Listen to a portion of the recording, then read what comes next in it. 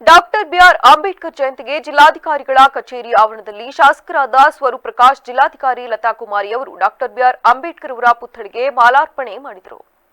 ಜಿಲ್ಲಾಡಳಿತದ ವತಿಯಿಂದ ಹಮ್ಮಿಕೊಂಡಿದ್ದ ಕಾರ್ಯಕ್ರಮದಲ್ಲಿ ಮಾತನಾಡಿದ ಶಾಸಕ ಸ್ವರೂಪ್ ಪ್ರಕಾಶ್ ಅವರು 135ನೇ ವರ್ಷದ ಅಂಬೇಡ್ಕರ್ ಅವರ ಜನ್ಮದಿನೋತ್ಸವವನ್ನು ಇಂದು ಆಚರಿಸುತ್ತಿದ್ದೇವೆ. ಶಾಸಕಾಂಗ, ಕಾರ್ಯಾಂಗ, ನ್ಯಾಯಾಂಗಗಳನ್ನು ರಚಿಸಿರುವ ಸಂವಿಧಾನ ಶಿಲ್ಪಿ ಡಾಕ್ಟರ್ ಬಿಆರ್ ಅಂಬೇಡ್ಕರ್ ಅವರ ಜನ್ಮದಿನೋತ್ಸವವನ್ನು ಪ್ರತಿ ವರ್ಷದಂತೆ ಈ ವರ್ಷವೂ ಬಹಳ ಅರ್ಥಪೂರ್ಣವಾಗಿ ಜಿಲ್ಲಾಡಳಿತದ ವತಿಯಿಂದ ಆಚರಿಸುತ್ತಿದ್ದೇವೆ ಎಂದರು.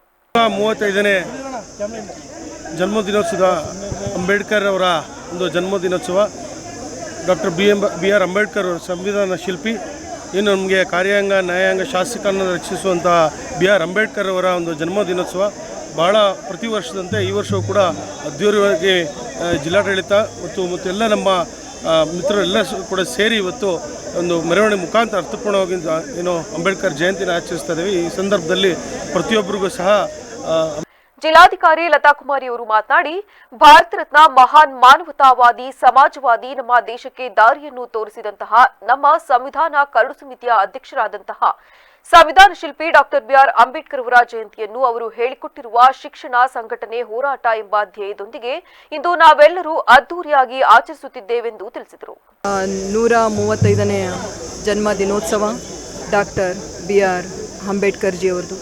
ಭಾರತ ರತ್ನ, ಮಹಾನ್ ಮಾನವತಾವಾದಿ, ಸಮಾನತಾವಾದಿ, ನಮ್ಮ ದೇಶಕ್ಕೆ ದಾರಿಯನ್ನು ತೋರಿಸ್ತಕ್ಕಂತಹ, ನಮ್ಮ ಕರಡು ಸಂವಿಧಾನಕ್ಕೆ ಸಮಿತಿಯ ಅಧ್ಯಕ್ಷರಾದಂತಹ, ನಮ್ಮ ಸಂವಿಧಾನವನ್ನು ರಚಿಸಿದಂತಹ ಮಹಾನ್ ವ್ಯಕ್ತಿಯವರ ಜನ್ಮದಿನಾಚರಣೆಯನ್ನು ನಾವೆಲ್ಲರೂ ಇವತ್ತು ಅದ್ಧೂರಿಯಾಗಿ ಸಂಭ್ರಮದಿಂದ ಅರ್ಥಪೂರ್ಣವಾಗಿ ಆಚರಿಸ್ತಾ ಇದ್ದಾವೆ.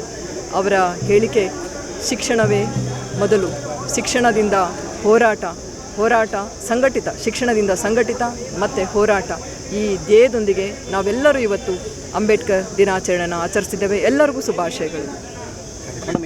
ಈ ಸಂದರ್ಭದಲ್ಲಿ ಸಮುದಾಯದ ಮುಖಂಡರಾದ ಸಂದೇಶ್, ಸಮಾಜ ಕಲ್ಯಾಣ ಇಲಾಖೆಯ ಉಪನಿರ್ದೇಶಕರಾದ ದೂತ್ ಫೀರ್ ಸೇರಿದಂತೆ ಸಮುದಾಯದ ಮುಖಂಡರು, ಸಾರ್ವಜನಿಕರು ಹಾಜರಿದ್ದರು.